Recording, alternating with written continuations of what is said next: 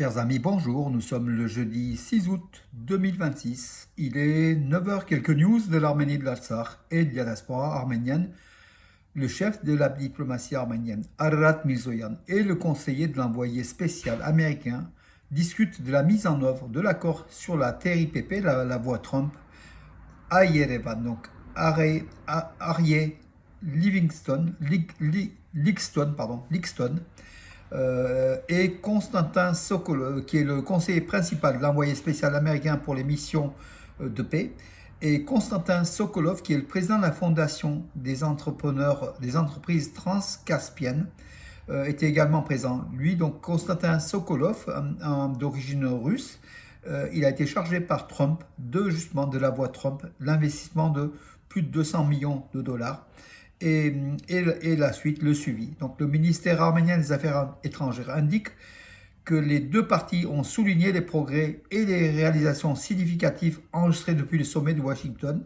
C'était donc sur la paix, le sommet, donc c'était le 8 août 2025, soulignant l'importance de la paix instaurée entre l'Arménie et l'Azerbaïdjan pour optimiser le potentiel de développement de la région. Les interlocuteurs ont également évoqué les mesures possibles pour consolider davantage la paix. Voilà donc la voie Trump qui avance.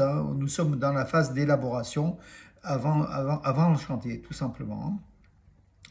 L'Azerbaïdjan assure qu'il n'y a pas de base israélienne sur son territoire, selon Hikmet Hadjiev, le conseiller du président dictateur Aliyev, et qu'il parle de propagande noire qui est en cours contre l'Azerbaïdjan pour indiquer qu'il y a des bases israéliennes de la Mossad en Azerbaïdjan. Ce qui pourrait ne pas surprendre du tout au regard des relations stratégiques entre Israël et l'Azerbaïdjan. L'Azerbaïdjan qui livre 40% du pétrole d'Israël, et puis l'Azerbaïdjan qui achète beaucoup d'armes auprès d'Israël. Bien évidemment, pourquoi pas des bases de la Mossad en Iran ou près de la frontière iranienne sur le territoire azerbaïdjanais. Tout est possible. D'ailleurs, des journaux américains l'ont évoqué, même des journaux israéliens. Voilà, il n'y a pas de fumée sans feu, mais bon, Bakou essaye de rassurer Téhéran, mais Téhéran sait très bien, les Iraniens sont très intelligents, ils savent très bien ce qui se passe dans la région, ils savent que l'Azerbaïdjan joue au double jeu, voilà, tout simplement. En étant l'allié d'Israël et en étant le voisin de l'Iran, Bakou essaye de temporiser la colère de Téhéran. Mais en tout cas, l'Azerbaïdjan ne joue pas le jeu de toute façon. Deuxième réunion du groupe de travail arméno-turc sur la restauration du pont historique d'Ani qui s'est tenu à Yerevan. Donc voilà le pont historique à la frontière sur l'Arhulian entre l'Arménie et la Turquie. Ani est à quelques kilomètres de la frontière arménienne, comme vous le savez, un ancien pont datant des Bagratides, depuis donc, le royaume arménien d'Ani de l'an 1000. Ce pont est détruit et les architectes et les archéologues turcs et arméniens désirent reconstruire ce pont pour nouer peut-être un véritable pont de passage entre l'Arménie et la capitale de l'Arménie, Ani, qui se trouve en territoire turc. Voilà. La Poste d'Arménie qui honore par l'émission de deux timbres-poste à l'occasion du 100e anniversaire du peintre arménien Grigor Khanjan, donc, qui est un peintre très connu, qui était né en 1926 et qui a disparu en 2000.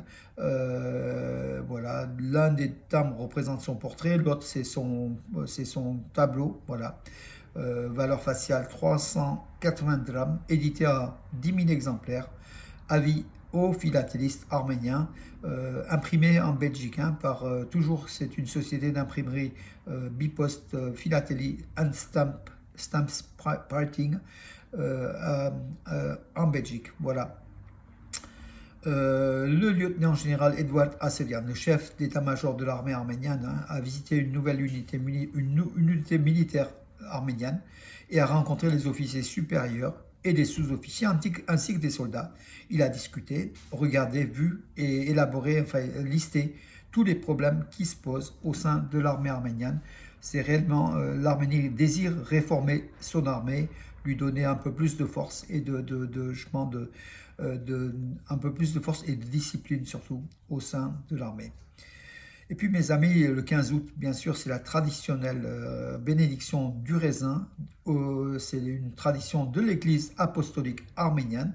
La bénédiction du raisin, ici à Romans, à 18 km de Valence, aura lieu donc à la maison Sévane, donc dans le jardin Sévane de l'Amicale des Arméniens de Romans-Bourg-Péage.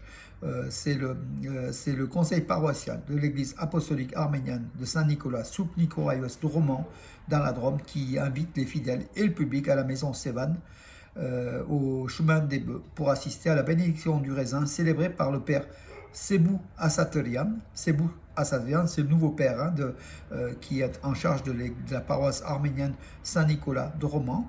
Il sera assisté du diacre Garbis Mualian, que je salue tout simplement. Voilà, donc ça sera samedi 15 août à 11h30, qui sera suivi à 13h par un repas sur le terrain même de la salle Sévane. Donc pour ceux qui le désirent, il faut contacter Bedros Pierre Kuzuluk avant le 13 août. Vous avez toutes les coordonnées donc sur mes pages Facebook et sur Armé News, Nouvelles d'Arménie magazine. Des loups détenus illégalement à Zovagur dans la région de Geralkonik en Arménie, deux loups, un loup et une louve, détenus par un particulier, par un villageois. Ils ont été, bien sûr, ce villageois a été pénalisé par une amende et l'organisation qui s'occupe de la faune et de la sauvage d'Arménie a récupéré ces deux loups pour les mettre dans un parc et puis peut-être relâcher en liberté. En Arménie, il y a des centaines, voire des milliers de loups donc dans la nature qui vivent en toute harmonie avec les habitants et les habitations. Bakou salue l'adoption par Yerevan du concept Arménie réelle, donc le concept de Pachinian, c'est ce qu'affirme AGF, toujours le même, donc c'est le conseil du président dictateur d'Azerbaïdjan. Il salue donc cette conception de l'Arménie réelle.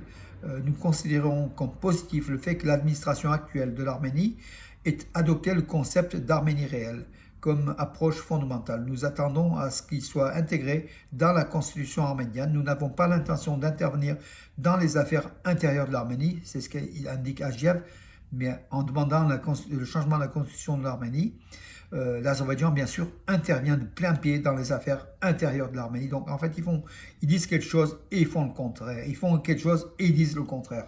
Voilà donc la politique de l'Azerbaïdjan qui met en garde, qui met en joue, qui met à genoux Nicole Pachinian, qui obéit au pied et à la lettre du dictateur de l'Abcheron de Bakou.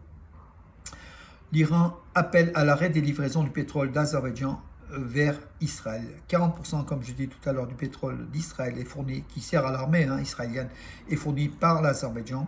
La population, il y a des pétitions énormes en Iran. La population demande à l'Azerbaïdjan voisin de cesser ses exportations, ses livraisons de pétrole vers l'ennemi israélien.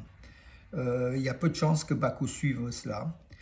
Et puis, mes amis, l'UGAB, l'Union Générale Arménienne de Bienfaisance, qui appelle, qui a, lors d'une déclaration relative aux poursuites engagées contre le Katholikos de tous les Arméniens, Karekin II d'Echmiadzin, l'UGAB qui indique, donc, qui appelle respectueusement au retrait de cette mise en accusation qu'elle considère comme dépourvue de fondement juridique et contraire à notre tradition historique.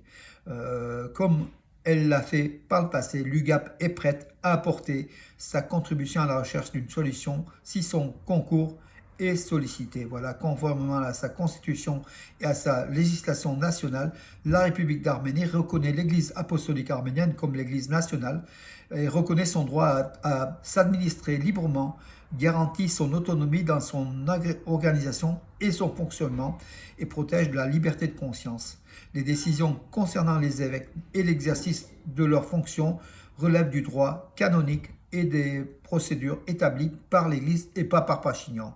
Voilà la déclaration, la bonne déclaration de l'UGAP, l'Union Générale Arménienne de Bienfaisance. Mes amis, vous avez remarqué, j'évoque autant dans mes communiqués ou dans mes infos, autant l'UGAP que la FRA Tachnak-Stun. Certains m'affichent être membre de la FRA Tachnak-Stun, ce qui est tout à fait faux. Et d'autres me disent que je suis proche de l'UGAP, ce qui est vrai. Je suis proche du centre. Je suis proche de tous les partis politiques arméniens. Je suis pour tous les partis qui aide l'Arménie à se développer, mes amis. Je suis le parti de tous les Arméniens. C'est une neutralité positive puisqu'on a toujours des a priori par rapport aux partis politiques. Hein. Il est vrai que la FR Attache Nation, des idées comme nationales, les idées de renaissance du peuple arménien m'étaient très très chères, des mages tendre jeunesse. Mais aujourd'hui, c'est l'Arménie, la République d'Arménie qu'il faut sauver, qu'il faut protéger. Et puis l'Arménie occidentale qui est occupée par la Turquie, qu'il faut toujours mettre en évidence, tout simplement, parce que perdre notre mémoire, c'est perdre notre ADN, c'est perdre l'histoire de nos parents, de nos grands-parents, de tous ceux qui nous ont fait naître, tout simplement, en tant qu'Arméniens. Et quand on est Arménien sur cette planète, il faut aussi se souvenir du passage, depuis l'Antiquité, la très haute Antiquité, jusqu'à aujourd'hui, grâce à nos parents, grands-parents, arrière-grands-parents, tout le peuple arménien, mes amis. Voilà, je suis le parti de tous les Arméniens, je suis de votre parti, et c'est pour ça que mes vidéos ont un succès, mes amis. Je ne suis mandaté par aucun parti, je suis libre comme vous, et cette liberté de l'information sur le ton que je donne, hein, de ton personnel que je donne, ça vous plaît, parce que tout simplement, il y a un engagement pro-Arménie, pro-arménien, mais pas un engagement pro-parti politique, que je déteste pas, hein. Les partis politiques ont aussi le rôle à jouer, mes amis, mais aujourd'hui, le rôle, c'est pas de faire des communiqués, que des communiqués officiels, c'est de donner de l'information dans toute sa valeur, une information qui n'est pas teintée de direction de parti, qui n'est pas sous tutelle d'un parti, c'est une information saine et réelle. Voilà, tout simplement, mes amis. Bonne journée, parior, à demain. Bonne journée, parior.